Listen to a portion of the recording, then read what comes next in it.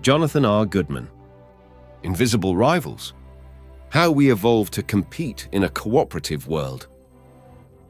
Do you consider yourself more cooperative or competitive, selfish or altruistic? What drives us to be generous in some contexts, but calculating in others? Think about the last time you split a dinner bill with a friend. Did you pull out your phone's calculator app to tally your exact share? Or did you wave it off and suggest an even split, even though technically they ordered more? In this blink, we'll look at the many varieties of human selfishness and altruism. We'll find that most of us display a mix of the two.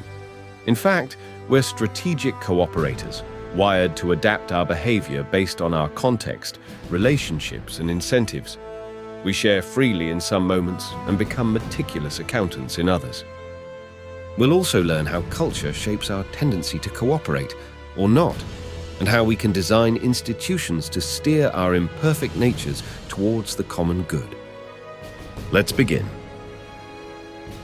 Selfish genes and selfless hearts. In 1975, mathematical biologist George Price took his own life. He was found in a London squat, surrounded by a group of homeless men he had befriended. Price had been a respected academic.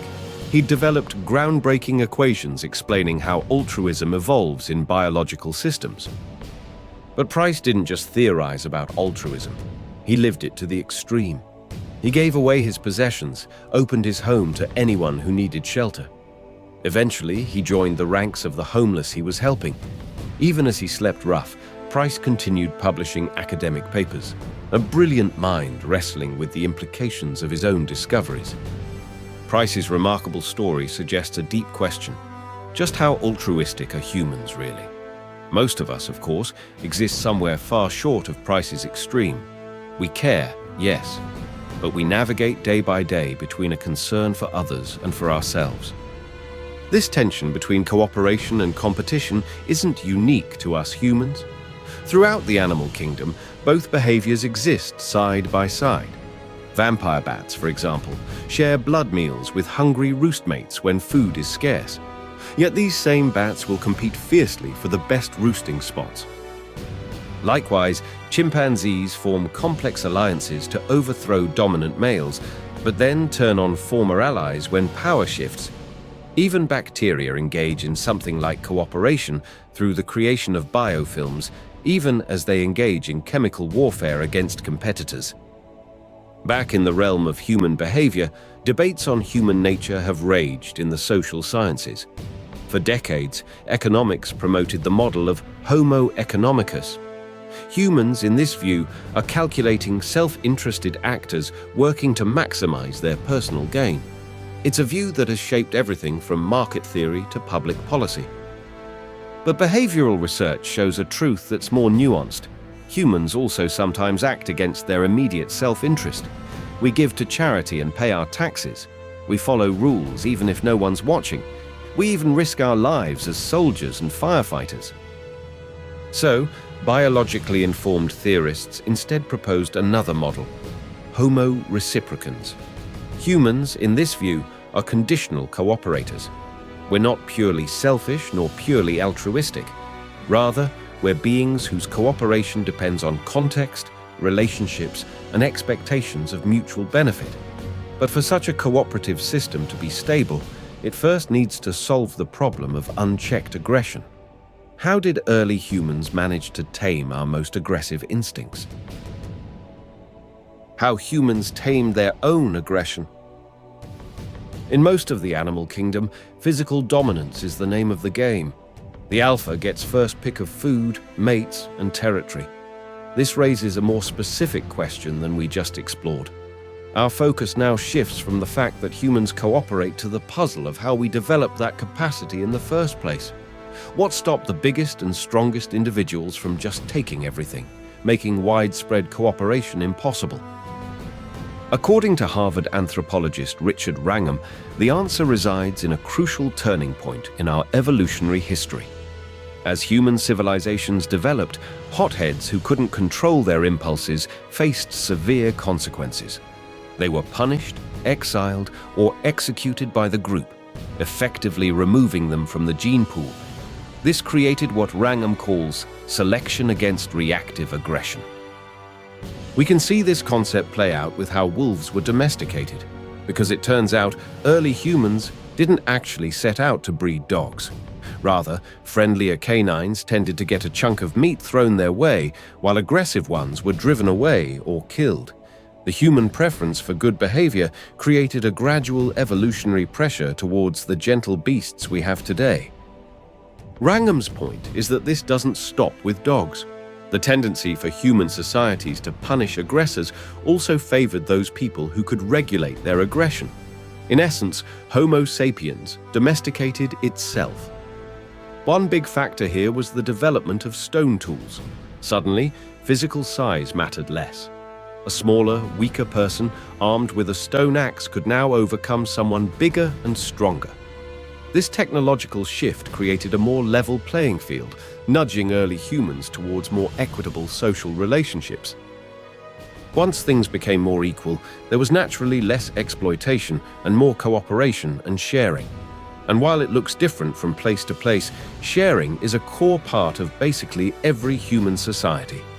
Hunter-gatherers only secure meat from time to time, so group survival depends on sharing after each successful hunt.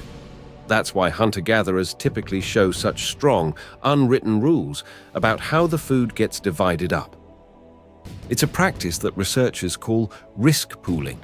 A fascinating example comes from the Rossel Islanders of Melanesia. This isolated community of 3,400 people has dealt with the same threat of devastating cyclones that hit every few years. They all work together to maintain cyclone shelters across their island. When a storm hits, people huddle together. When the storm is over, they emerge, survey the damage, and share whatever resources remain. But this doesn't mean humans will share with just anyone. Anthropological studies consistently find that while people donate resources to others, they care a lot about who receives them. Relationships matter. In other words, while people share with others generously, they don't share for the good of all. Rather, they share with those they happen to like. This selective generosity perfectly illustrates the tension between our cooperative and competitive instincts. We've evolved mechanisms for sharing and collaboration, but these operate within careful boundaries of kinship and mutual benefit. Learning the social environment. The picture of human cooperation painted so far might seem almost heartwarming. People sharing resources, pooling risks, working together for mutual benefit. But it's not the whole story. Early in the 20th century, anthropologist John Moore took a harder look at this rosy picture of peaceful, equitable nomads. His review of anthropological research revealed something disconcerting. In 11 out of 15 hunter-gatherer societies he reviewed, older men systematically exploited women and younger group members. So much for universal cooperation. So, what determines whether we exploit or cooperate? The answer lies in understanding what makes humans so different from other animals. When most species spread to new geographic areas, they face a stark choice: adapt their bodies over generations, often becoming a new subspecies, or die out. Take a baby from any human group on Earth and drop them into a completely different environment, and they'll learn from their peers what it takes to thrive there. This is why, compared to other animals, humans have such a long childhood. Not only are we growing physically, we're absorbing massive amounts of cultural information. This human specialty is called acculturation, the ability to soak up cultural knowledge from our social group and use it to survive under local conditions. For Homo sapiens, acculturation has been an evolutionary jackpot, one that's allowed us to colonize practically every environment on the planet without having to change our biology. The specific way a particular society acquires resources in its particular niche is what the author calls our mode of production. But here's the catch.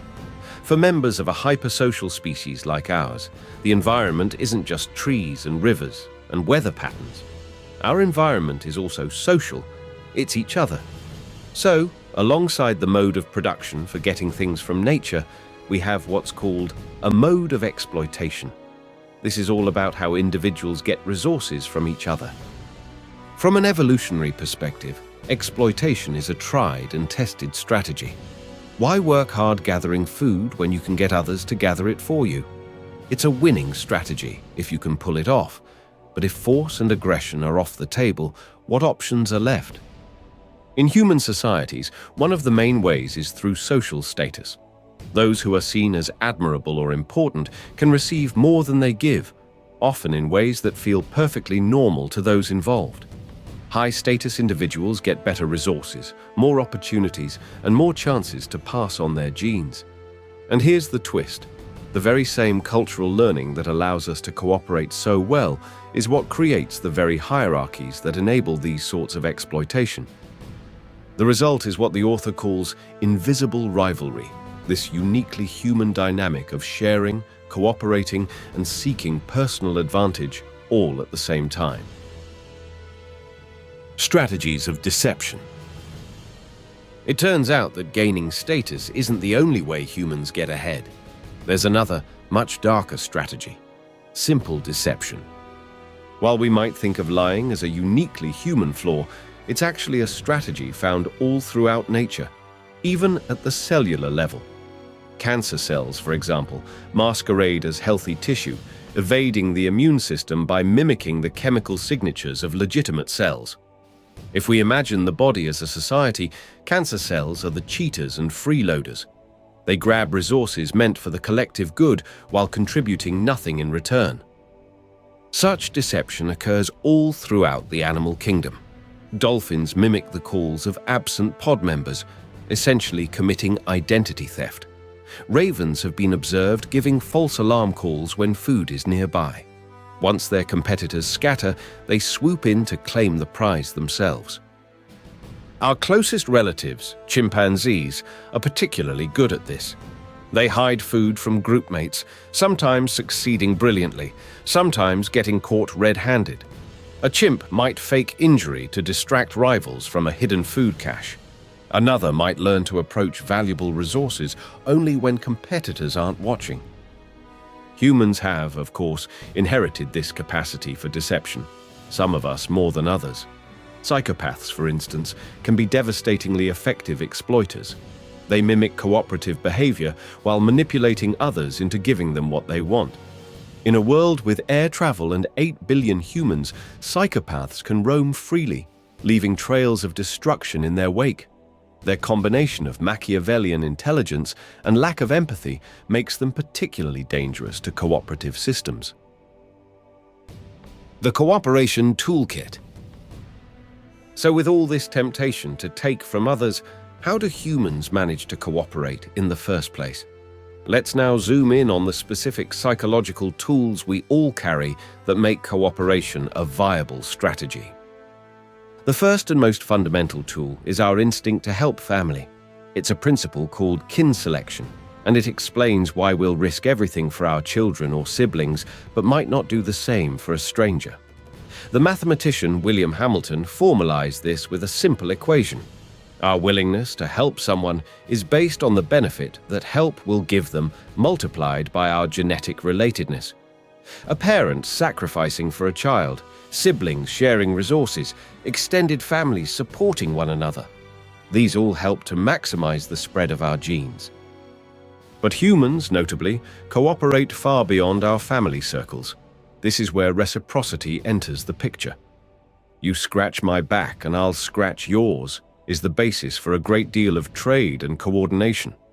A group of people helping each other, even for selfish reasons, has enormous advantages over individuals going alone. The tricky part, though, is figuring out who you can actually trust to return the favor. One framework social scientists use to model these dilemmas is game theory. Imagine two deer hunters make an agreement. If you share your best hunting spots with me, I'll share mine with you. That way, we can both catch more deer than we ever could alone. But as we begin sharing information, each of us faces a choice. Do I share everything or hold back a little?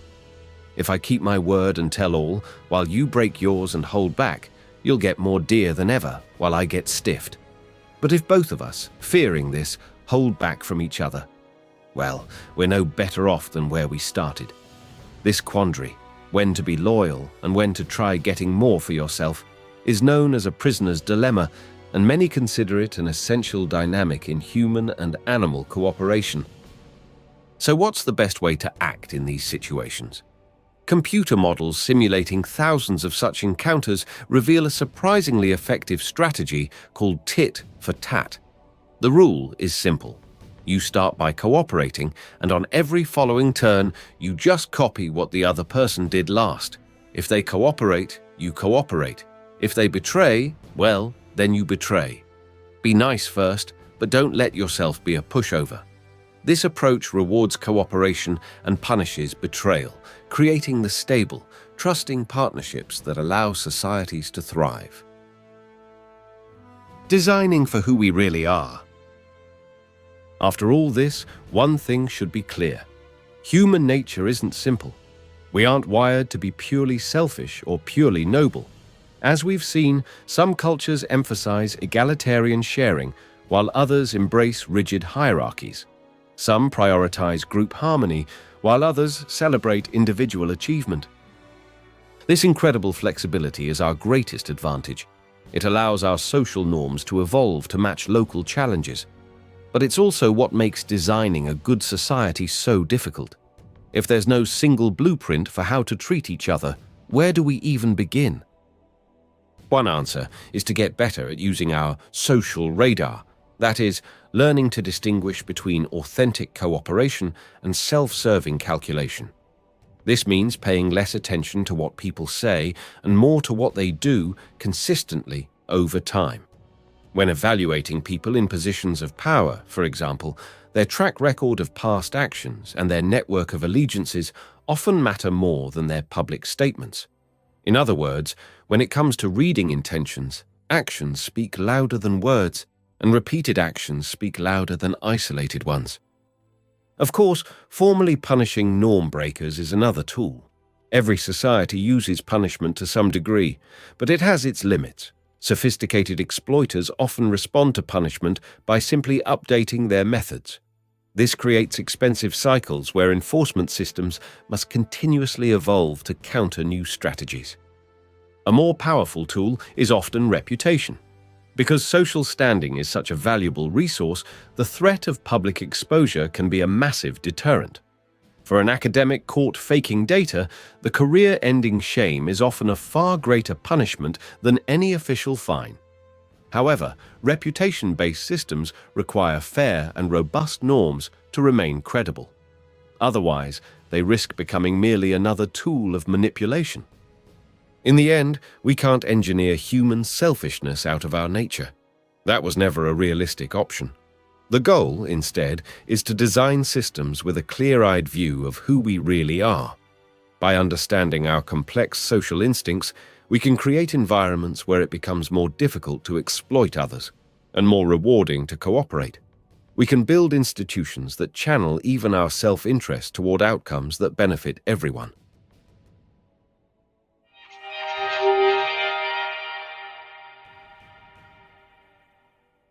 The main takeaway of this Blink to Invisible Rivals by Jonathan R. Goodman is that humans are strategic cooperators whose behavior depends on context.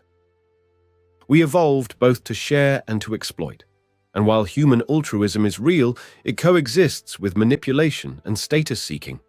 This combination is best represented by our mode of production, which reflects how we get resources from nature, and our mode of exploitation, how people get resources from each other. Our goal, then, should be to design societies and institutions that reward our cooperative instincts while making exploitation costly. Yes, we can't make perfect people, but we can build smart systems that bring out the best human nature has to offer. Okay, that's it for this Blink. We hope you enjoyed it. If you can, please take the time to leave us a rating. We always appreciate your feedback. See you in the next Blink.